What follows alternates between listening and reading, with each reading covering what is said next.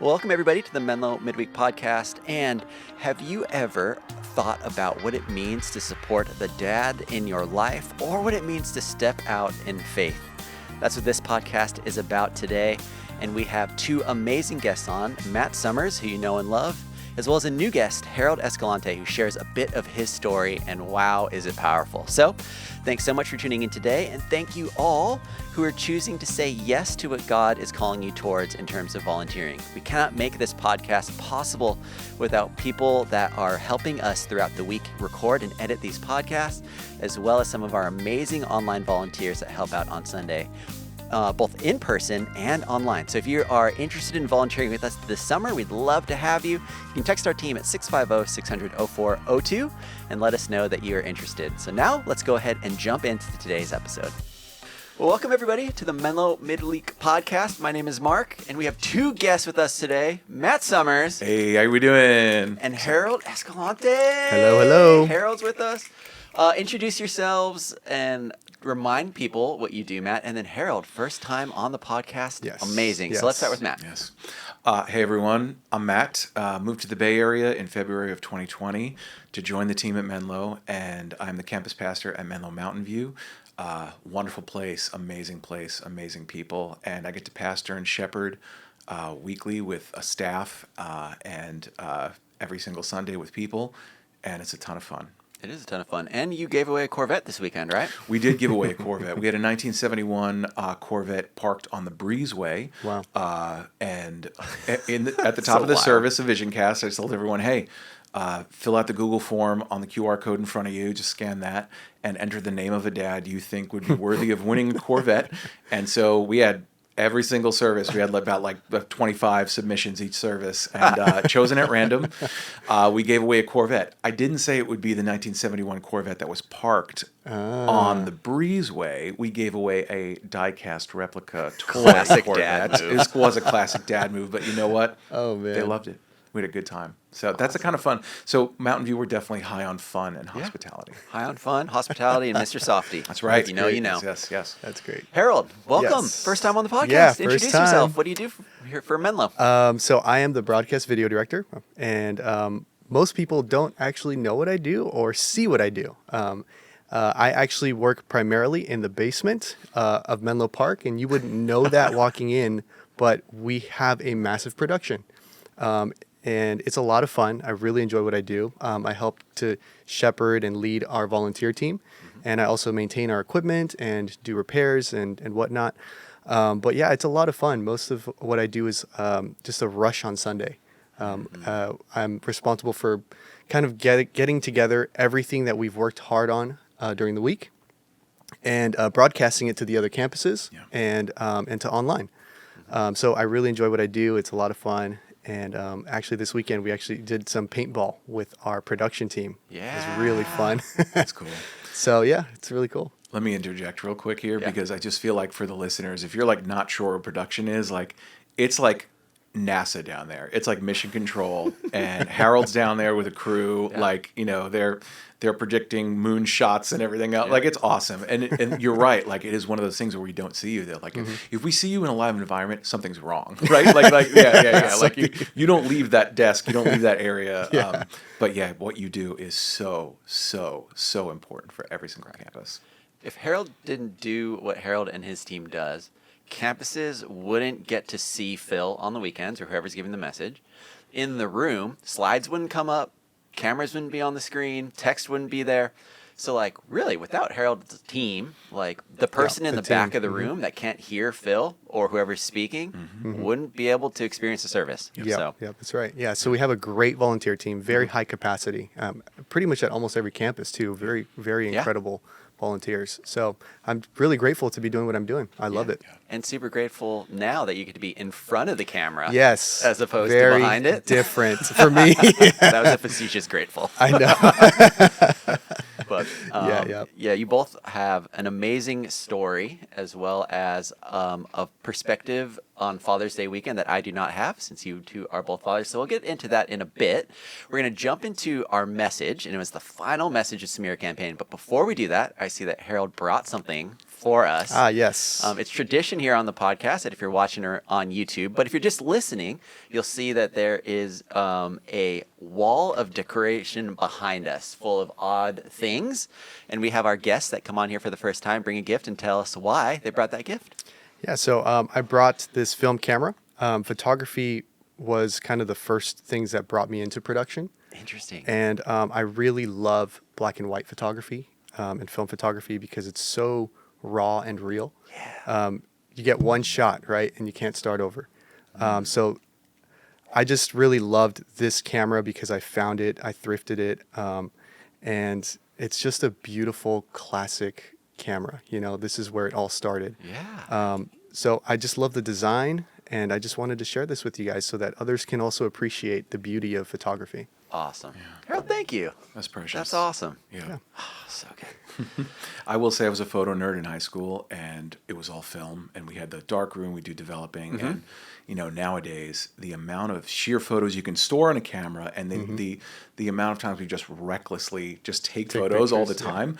We're more glued to the screen than we are to the moment. And with something like that, with every snap, with every push of the button, it's money. Yes. And film is not cheap. Oh, yeah, it's so expensive. it's a completely different ethos in trying to capture moments. And I don't know, there's something to be said for slowing down and paying more attention and being more deliberate and intentional with that stuff. Exactly. Not to mention you can't see what you captured until you've developed it. Yes. It works hard to, mix all the chemicals, and then you finally see your end product, and you can be, proud of what you captured. Yeah. So good.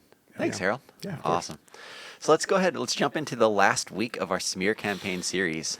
Phil was teaching Faithfulness Fulfills, and I'd love to know for each of you what stuck out. What were things that were like, man, this was good. I needed to hear that. Or Matt, maybe for your community, maybe something that's Mountain View specific. Yeah. For me, it was definitely the part about just basically living faithfully in general, and how faithfulness can lead to a change in perspective and a change in heart. And simply by being attentive to God, how that attentiveness can then change all of the other outputs that I'm receiving inputs on. I thought that was a really interesting point. And I thought that Phil did a great job of kind of steering us in a direction after 4 weeks in this series of, okay, great. Like, we learned how to listen. We kind of learned how to tame the tongue. And now we get to either choose to apply it and be faithful or not. And so I thought it was a great way to end the series. But Matt, what about for you?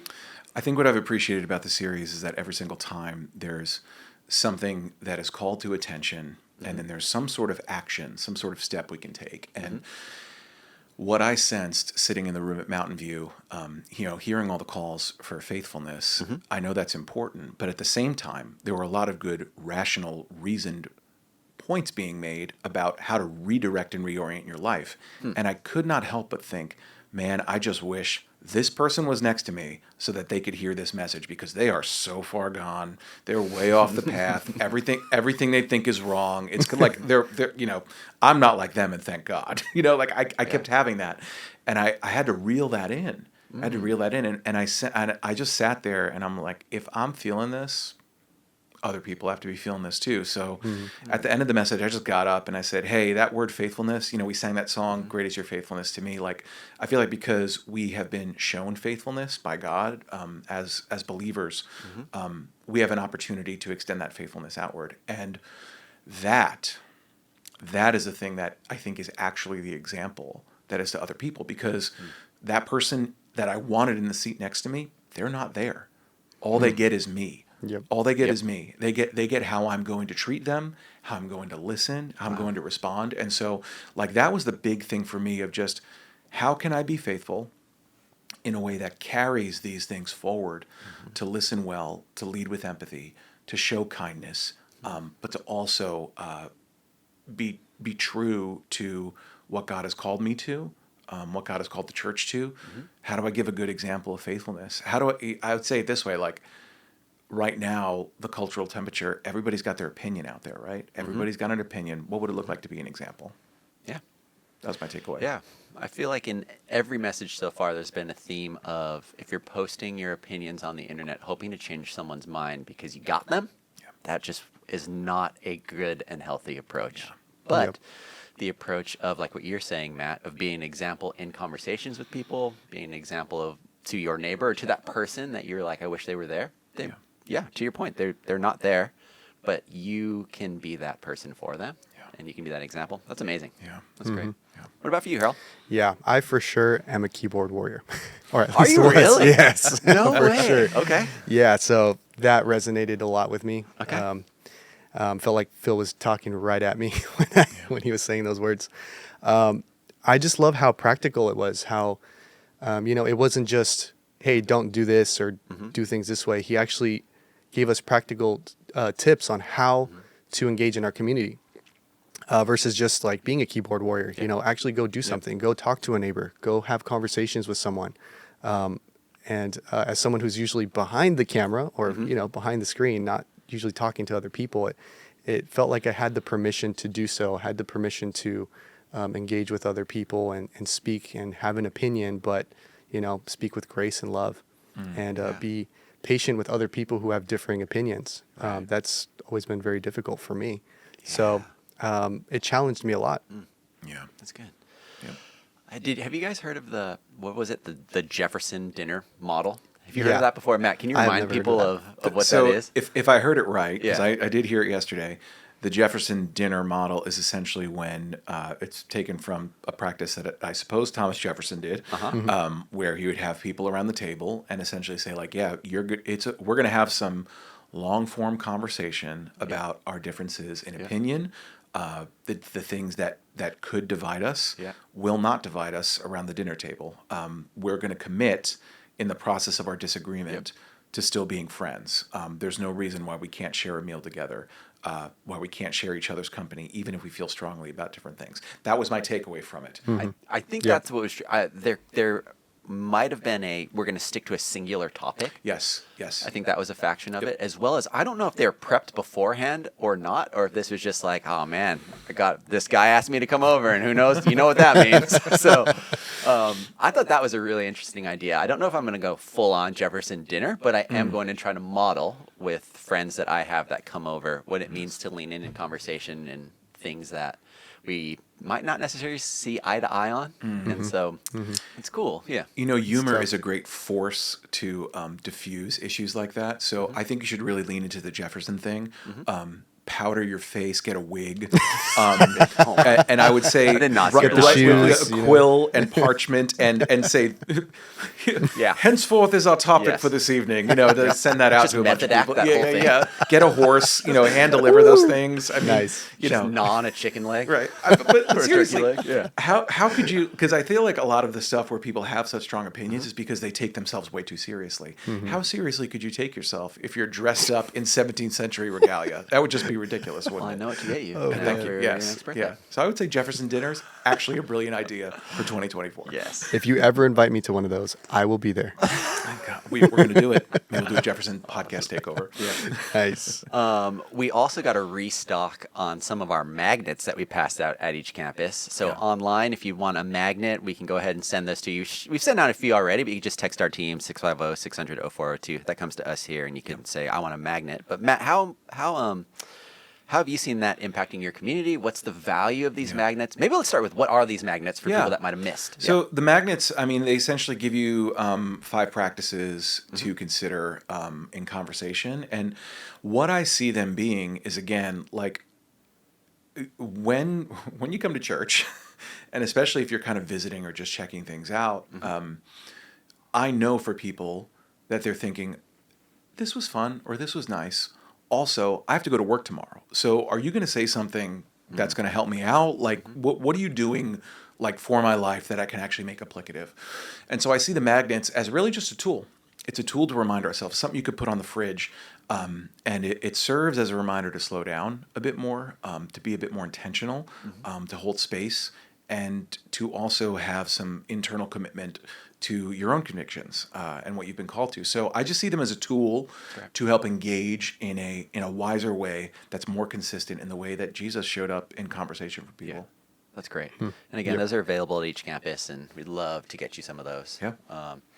And speaking of engaging, you two engaged in the message in a way that I didn't, because it was centered around was Father's Day this past weekend. I am a hopeful father one day. You two are both fathers, which is why I invited you on to be here. So I'm curious, in a perspective that I don't have, Harold, as you were listening to these messages about language, about listening, about how to hear differences, how would you apply that as a father to Ezra? Yeah, so I'm thinking of ways to kind of teach him to be okay with other people that don't agree with us. And he's pretty young, so he's not really grasping He's that 3 now? concept. He's about to be 3. About He's to going to be be 3. 3 in That's right. November. I'm just kind of trying to think of ways to help him manage his emotions first. So, when he's frustrated, deep breaths, very practical things that we kind of do as adults, hopefully, just control your emotions and try to see a different perspective. Like try to help him think through his emotions versus just act out, which is what a lot of people do nowadays. They're just acting out on purely on emotion.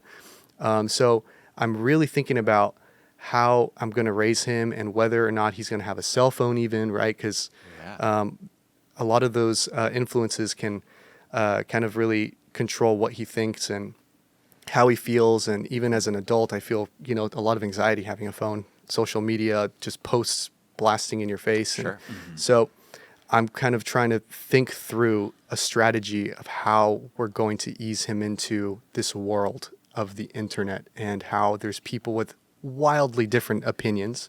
Not all of them are right. You don't have to believe everything you see. You probably shouldn't believe everything you see. But more than anything, he has to remember that he has to see everything through the lens of the Bible. I think that's probably the most important thing. If it doesn't line up biblically, or if he feels like it's not a Christ-like, it's not Christ-like, then it's probably something he shouldn't be doing. So I'm just trying to think through strategies that will be helpful to building him up in his faith. Yeah. It's interesting as you say that.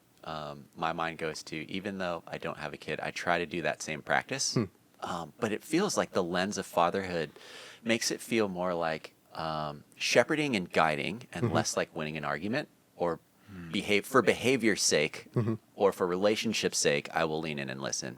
But in your perspective, I'm hearing like you're trying to love and nurture your son by listening, which is not always my perspective when I get in disagreements with people. Actually, a lot of fatherhood is just example, just they mimic everything you do. So if I'm not listening, if I'm not doing things correctly, then he's going to do exactly what I do. So it's more of a challenge for me than it is for him. I have to be a better person, and that way it'll be easier for him to follow my example. Interesting. Matt, same question for you. You're a little bit further along in the road with your 3 kids. Yep, I got a 13-year-old, 12-year-old, and a 10-year-old. And yesterday I actually had an exercise in listening. So for Father's Day, after the services, we went to Chipotle for lunch, and then I loaded the kids up. So I had Soraya, my oldest, Lydia, my middle child, and then I had Maisie and Lily, 2 other girls, loaded in the car, along with Phil Eubank, and we were bringing them all to the Ponderosa camp for this weekend because all the kids are going to camp for middle school. So it was kind of a long drive. It was hot. I was kind of tired from the day. Right. There was some traffic on 17, and Rochelle had sent me a map link to get to the camp. The map link didn't work for some reason. Not her fault. The link was broken. So Phil says, he's like, why don't you just put in Mount Hermon, and when we get there, we'll find the Ponderosa camp. I was like, yeah, every camp will just have like signs to go this way, right? So I put in the camp, I get there, right? So we're driving. I've never done this drive before. We're over in Scotts Valley or some other area. Long drive. We finally get there. I pull in. I see a sign for check-in. I go to check-in. It's some completely other different camp, right? Oh, man. So I'm like, oh, man. And Phil's like, I got it. So he types in Ponderosa and actually finds the area of the camp where it is. And he's like, you're going to have to drive up these single lane roads, pretty rural, right? Yeah. So we get in the car and I start driving. And, I'm in a 2005 Land Rover, old car, on these narrow roads and one way in some case. I'm kind of doing what it's meant to be done, but it's loaded with kids. So we're climbing all these roads and we get to the back of Ponderosa and there's a gate there. the gate with a padlock on it. So I pull up to it and feels like we must be in the wrong place. And I look closely and that padlock is not locked. And I'm like, no, we're in the right place, right? So I get out of the car, rip that padlock off, kick that gate open, right? Drive right through because this is me. This is me all the time. I don't want to break the rules, but I do want to know how far they bend regularly. So this is part of my profile, right? Nice. So we get in and like I see in the rearview mirror the look on my 13-year-old daughter's face, and she's like she's not into this, right? She's not feeling I it. am your 13-year-old daughter. Yeah, and she's like, and like weekly at first, she's like, Dad, this isn't the way we should go. And I was like, I know, baby, but we've been driving a long time. Dad's tired, and I can see right over there is where check-in is.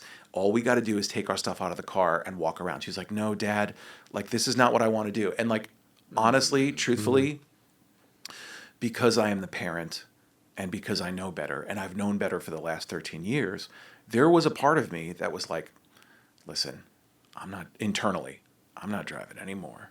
We're unloading this stuff and we're walking in. We're going to check you into camp. But then like I saw her face and I've watched her grow up and I've watched the way she's communicated to me. And like I think just whatever was translating to me from what was happening with the series about listening well, it extends more beyond friends. It starts in the household. And I was like, I really need to listen to what she's feeling right now. And so I said to her, okay, I don't know where I'm going right now. So I'm going to get out of this car and I'm going to talk to someone. And then I'm going to figure out what we're doing. Okay. And even then she like kind of didn't believe me. So I found a guy who worked there and he's like, this is going to be kind of annoying, but you're going to go back out that gate and you're going to drive 10 minutes like around the entire camp out and again. He's like, but I'll take you there. And I was like, okay. So I get back in the car, explain everything. And sure enough, we go back out the gate, we drive around. It's long and it's way longer. It wasn't more than just a 10-minute drive. It was a 10-minute drive plus a 15-minute walk to get to where we needed to be because where we were, the entire path was paved and it was so easy. But for Soraya, that would have been like detrimental to her camp experience and to what she really wanted. And it wasn't what I wanted to do. But I listened. I paid attention. And I saw the distress that it was causing her. And I was like, man, this is one of those things where it's not even a major loss for me. It's not even a major inconvenience. And she's about to go to camp. Let me start the week off right by showing her that she is heard, that she is understood, that she is respected. Like that for me was an opportunity to really lean and produce fruits of the Spirit in a time where I just didn't want to. I just, frankly, it would have been easier to just walk them down that paved path. But I listened. I listened, and I'm really glad that I did. Wow. Yeah. Thanks for sharing. Yeah. It sounds like there is a posture that you had to take that took you in the moment, self-reflecting, and putting her preferences before yours. Yeah. How can we as a community continue to live out that posture? As we are now kind of exiting this series, we've just gotten 5 weeks of, okay, like we're now leaning in and encouraged to have these conversations. And it feels like just like everything else in life, as soon as we stop focusing on this and move on to the next, it's easy to forget these tools or revert back into past habits. Yep. So what are some ways that you think that we can continue to lean in and continue to build that perspective? And I think it was living faithfully helps you not live hatefully. Yeah. That's what Phil mentioned in this message. So, Harold, as I say that, what comes to mind? What are some ways that we can continue to live this out? I think on the topic of family, I think it does start in the household. Yeah, I thought that was great, Matt. Yeah, that was great. Yeah. It was really good. I think it does start with how you talk with your wife, how you talk with your kids. Could be parents as well. And parents. And it's really hard. I have very wildly different opinions from my sisters, my 2 older sisters. And we don't always see eye to eye. And that's kind of my training ground for real life, how I interact with my family.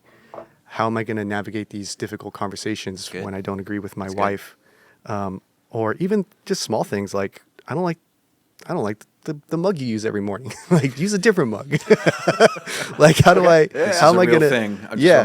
wanna- No, real. No, just kidding. No. In my household, it is. Can I?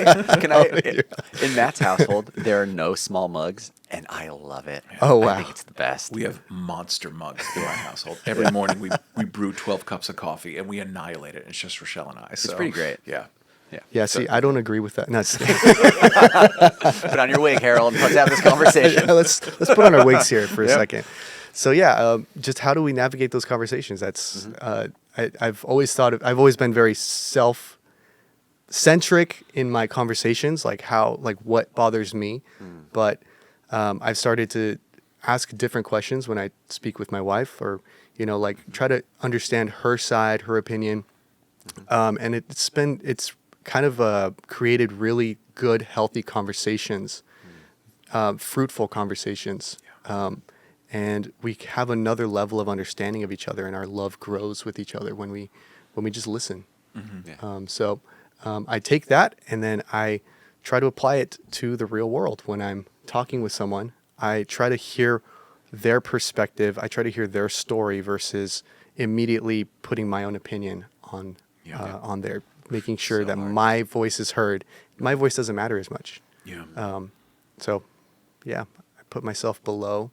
I'm always elevating the other person, especially when it comes to social media, because that's where I see the most, differing opinions. Yeah. Great. Yeah. That's great.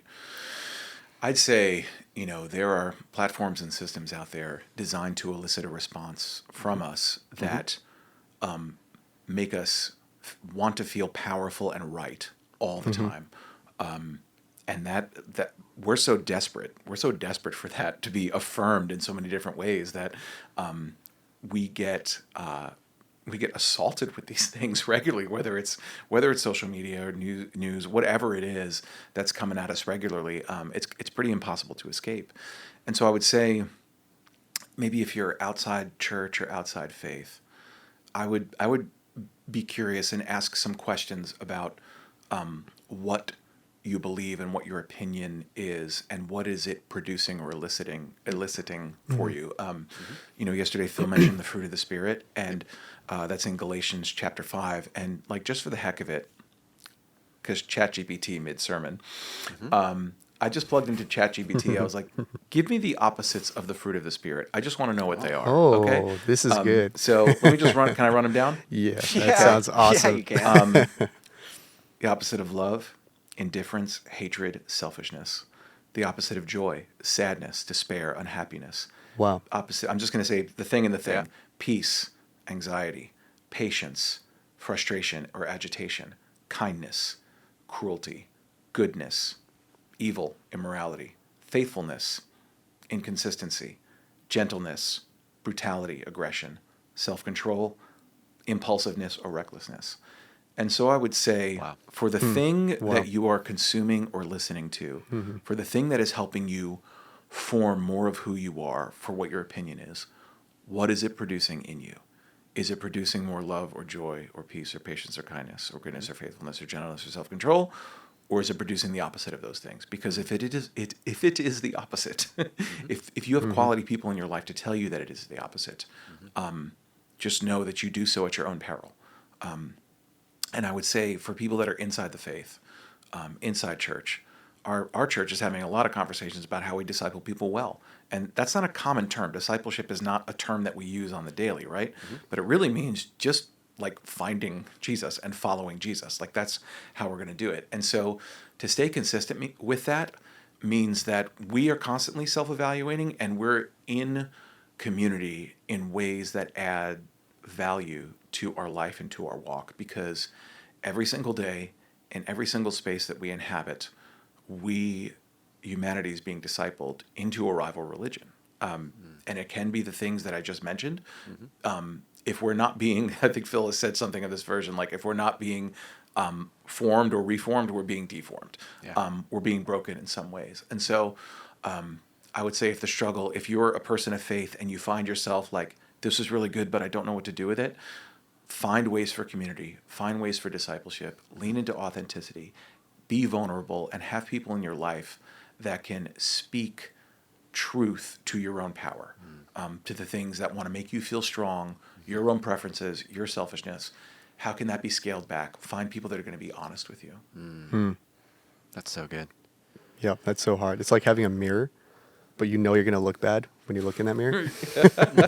But you also want to have that friend that points it out to you so that you look a little better.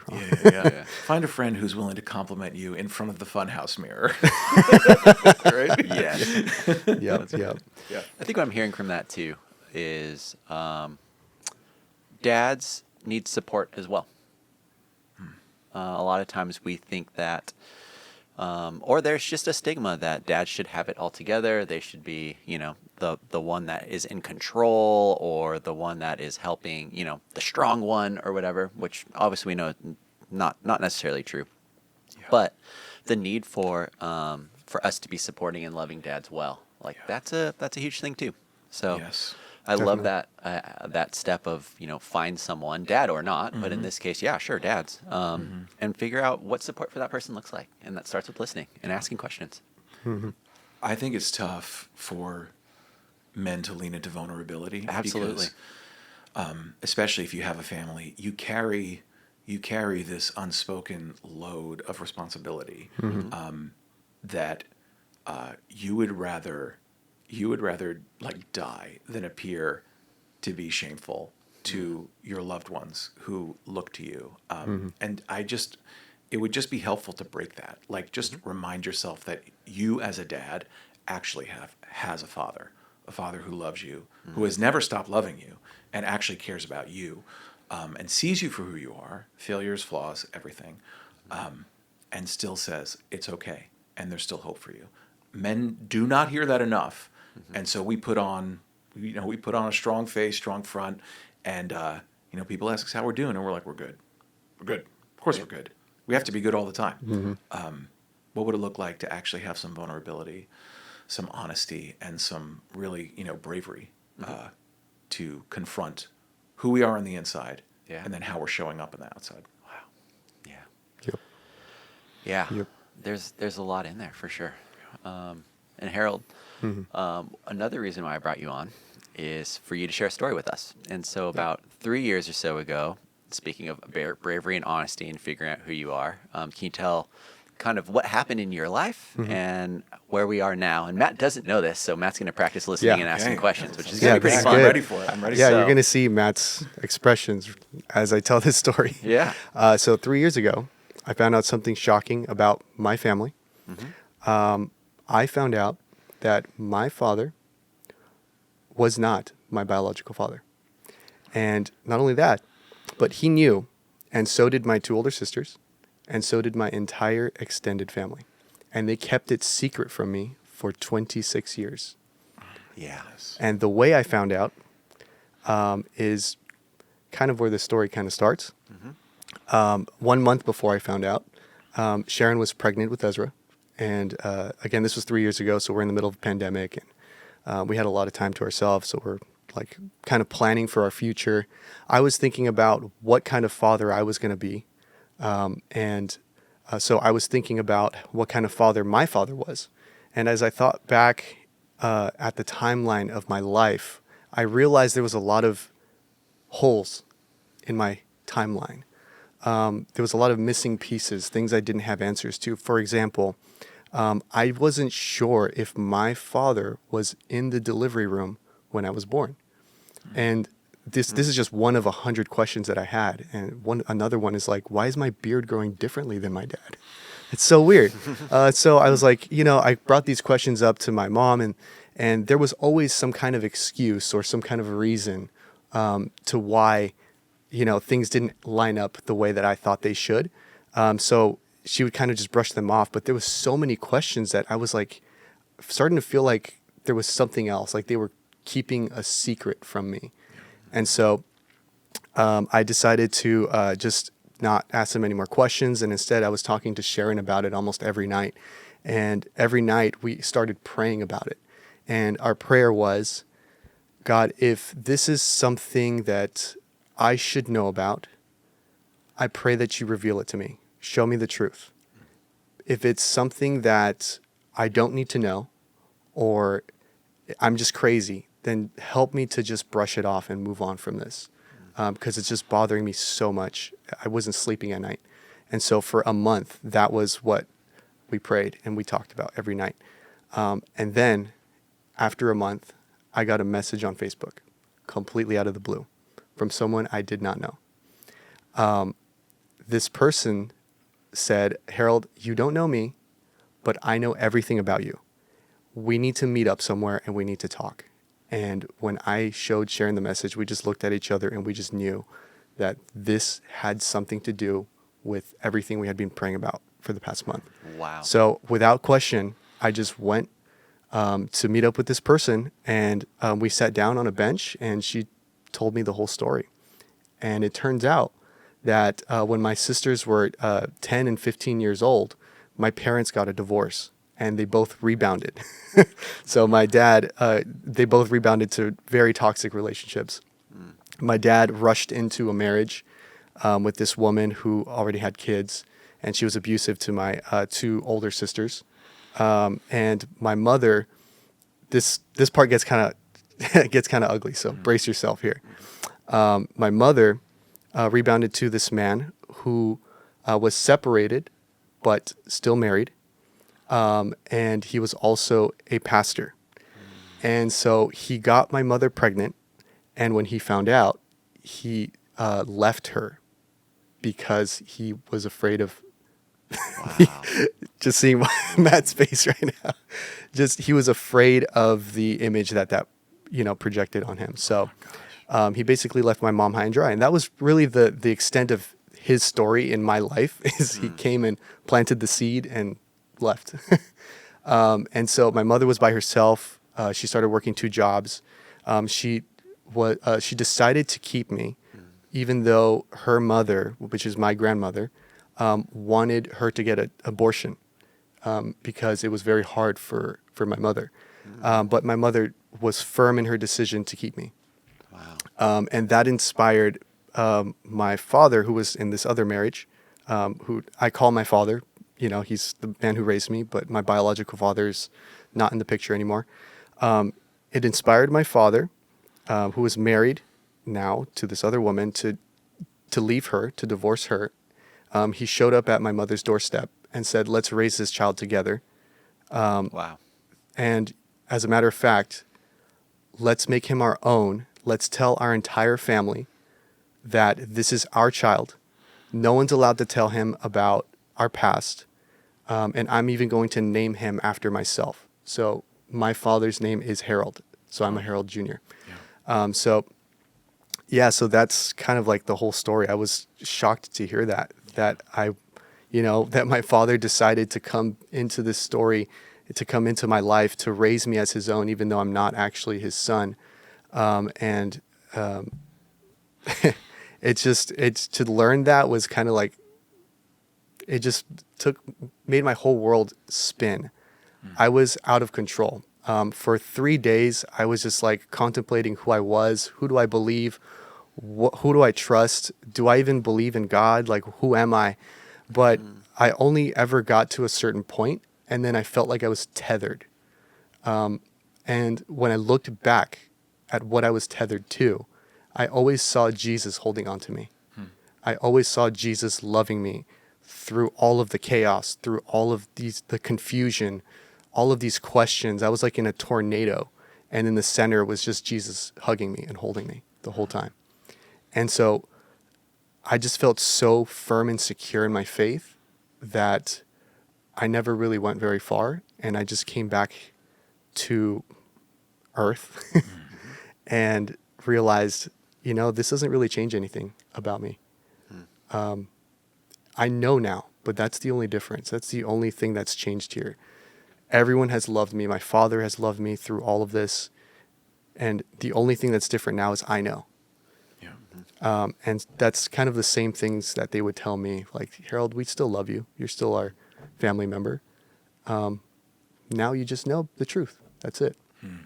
I did confront my mother about it. And it was a difficult conversation. When I first confronted her, it ended in an argument.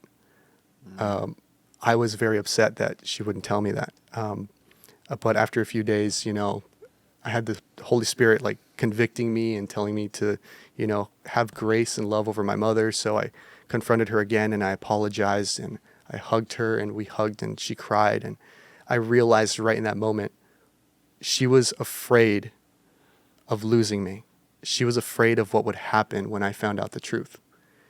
She was scared that I would not be the same person coming out from the other side. And she was so relieved to realize that, I'm okay, that everything was fine. And when I confronted my father, it was also very emotional. We hugged and we cried for like 10 minutes and didn't really say a word. He was just telling me how much he loved me, whispering to me as he was hugging me and crying. And I was just crying and telling him, thank you. Thank you for loving me. Thank you for raising me. Thank you for sacrificing. I look back, I would have never guessed. That was actually the one thing that kind of made me question whether everything was real, is how much my dad loved me. Wow. He loved me so much. And I would have never thought, oh, that's why he did that. That's why he treated me this way, because he wasn't my father. Never. 100% he loved me. Yeah. Wow. Whoa. That's powerful, man. Yeah. That's wild. Crazy. I think too, like, it's really interesting that you were feeling like stirrings, like physically and emotionally Yep. and spiritually, really, is I think the root of it, leading up to this information being imparted to you. Like, it's almost like you were being primed for this thing to come, because of course, like, who gets a Facebook message saying, I know everything about you? It's like, okay, what do you want? $5,000? Yeah, like, this exactly. is a scam. Exactly. This is obviously a scam. Yep. Just move it to the outbox, Yep. like, or whatever, to spam. But yeah, like, you actually, you were being readied. You were being readied for something. And yeah, if the truth hadn't come out any other way, it was going to come out this way. And I just feel like, in as much as you trusted your father on earth, and you accepted the love there, like, your father in heaven was prepping you for this moment too, right? Yep. Really interesting. Yeah. Really interesting. Yeah. Exactly, yeah. Well, Harold, what would care for you look like going forward? Now that you know this, now that you have been in this space for a couple of years now, how can we as a community be praying for you? Well, I recently reached out to my biological father, and we're going to meet in a week or two. I don't really have any expectations for what could happen because, like I mentioned before, I have a father who loves me very much and gives me everything I need. And so I don't feel like there's anything that I really need from him per se. But I think it would be interesting for me to see where this story goes, where this interaction goes. I feel like there has to be a reason why it's brought me up to this point, right? So it could be nothing. We might just meet and just be two guys that sit down and just talk about sports or whatever. But or it could lead to something much deeper. Again, I'm not expecting that we would, hey, Daddy, you're missing. It's my long lost daddy. But something could come from it. I have a lot of questions, and I'm a very curious person, so I'm curious to see where that leads. Yeah. So just prayers over that. Prayers over my son. How in the world do I tell him the story? Like, how will he react to the story? I hope it strengthens his faith. I'm sure it will. And I hope that this encourages somebody. I hope it does something to someone out there. I have heard in the past that someone heard this story from someone else telling someone else. And, it made them realize that, maybe I should tell my son about the truth about him. And it kind of gave them the courage to share that story and kind of land the plane in a graceful way. Because there's something that I would want people out there to know is, like, it's okay to tell your kids the truth. I wish that my parents had told me, themselves, and not waited till I found out. My mother never wanted me to know because there was a lot of shame around that, and she was afraid of how I would react. So my hope is that, encourages someone. It really firms someone up in their identity in Christ. So just prayers over Of course. how this story continues to unravel. Of course. Matt, can you pray for Harold now? Would that be cool? Absolutely. Yeah, let's pray. That'd be great. God, thank you for Harold, and thank you for the ways in which you have given him paternal examples from you and from his father here, and how it has produced in him a fatherly instinct to be consistent, to want the truth, and to also trust you in those gaps in between. So thank you for speaking to him. Thank you for meeting him in his uncertainty. And I pray, God, that will instill a confidence within him that no matter what comes after this, because more is coming, whatever it is, God, we know that life is full of ups and downs, that he would still continue to trust you in spite of that. I pray a blessing over his household. I pray for wisdom in how he parents Ezra, and just a love and understanding for how reality and the truth are sometimes really, really messy things, but how you, Father, can be trusted in the midst of all that. So thank you for the power of the truth, and thank you for the ways in which you have held him. Continue to do so. In Jesus' name, amen. Amen. Amen. Matt, thank you. Harold, Cool. thank you so much, man. Thanks for having me, man. Yeah. It's a lot of fun. Thank you also to our awesome volunteers over there, Alan and Jeremy. Woo! We couldn't do what we did today without them. And if you want to send your prayers and encouragement to Harold, you can text our team 650-600-0402. If you have questions or need prayers as well, send those in. We'd love to walk through whatever you're going through with you. Have a wonderful week, everybody, and we'll see you soon.